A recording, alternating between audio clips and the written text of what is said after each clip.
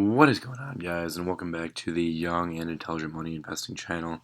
Now, if you can't tell, my voice is a little bit shot right now.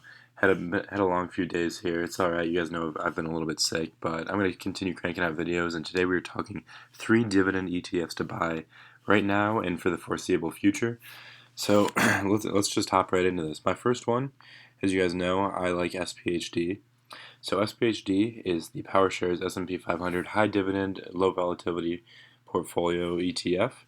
Now I'm up 1.2% on this position. It's been pretty flat over the last pretty much year, only up 4% last year, so kind of missing out on a lot of that big run up. It was up 9% at one point, 10%, 10.5%, but really took a big dive on the sell off, which is all right. Kind of, I see it more as a buying opportunity just due to this really good track record of strong growth. So I wouldn't worry too much about the poor growth now. I think that it's just kind of in a cycle. So maybe next year it outperforms the S&P 500, even though this year it may not. Who knows? Honestly, I just love it for these monthly dividends that I get from holding these shares. And it's really a big benefit. Sorry, that's my orders. I should go into my dividends. So it's just really a benefit when you can get a few bucks a month on your portfolio. And then when you scale that up, it just grows and grows and grows, and you can reinvest in sphd again and make that portfolio and that income that's just passive from owning those shares and go up and up and up. So next up, we're going to talk about VYM. So VYM, actually, real quick here, I want to go through the top holdings of sphd. So it's going to be Iron Mountain, HCP Inc., Welltower Inc., Ventas Inc., AT&T, PPL Corp., First Energy Corp., Southern Co., General Electric, and the AES Corp. So these are all going to be very high dividend yield companies, and a lot of them are real estate focused. So like Iron Mountain, the top holding is a REIT. So that's something to be aware of, and something why the SPHD is a good one to have like as a complement to VYM, which is our next topic here.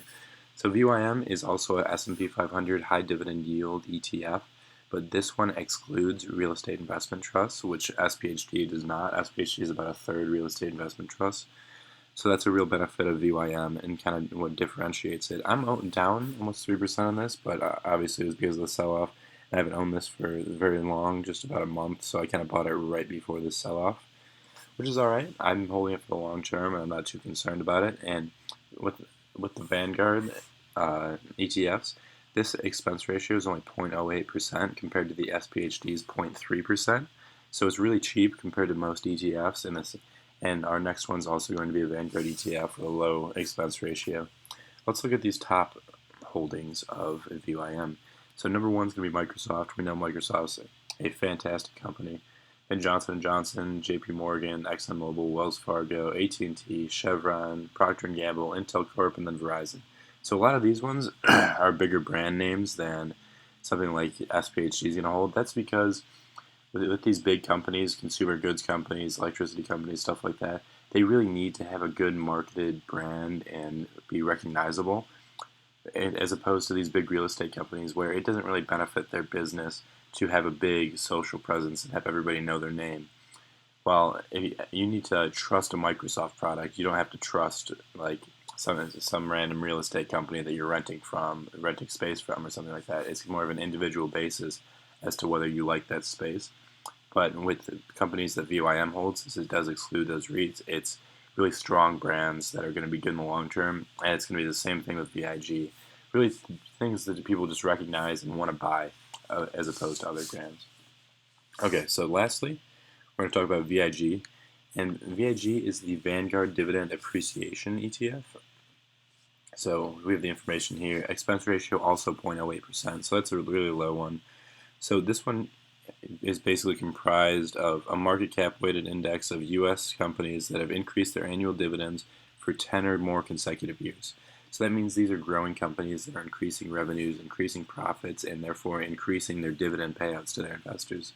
So it's going to be a little bit similar to the holdings of VYM, but it has a little bit lower of a dividend yield because it is these safer companies.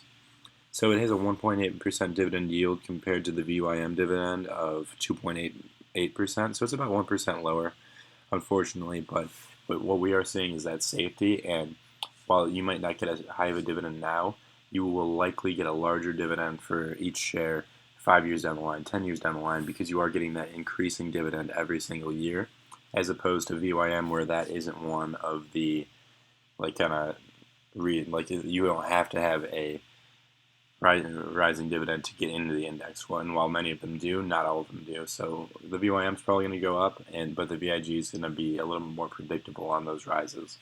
So let's look at the top holdings here. These are going to look fairly similar to VYM, but it's going to be Microsoft at the top once again, then Johnson & Johnson, PepsiCo, 3M Co., Medtronic PLC, Union Pacific Corp., Texas Instruments, United Technologies Corp., Accenture PLC, and Abbott Laboratories.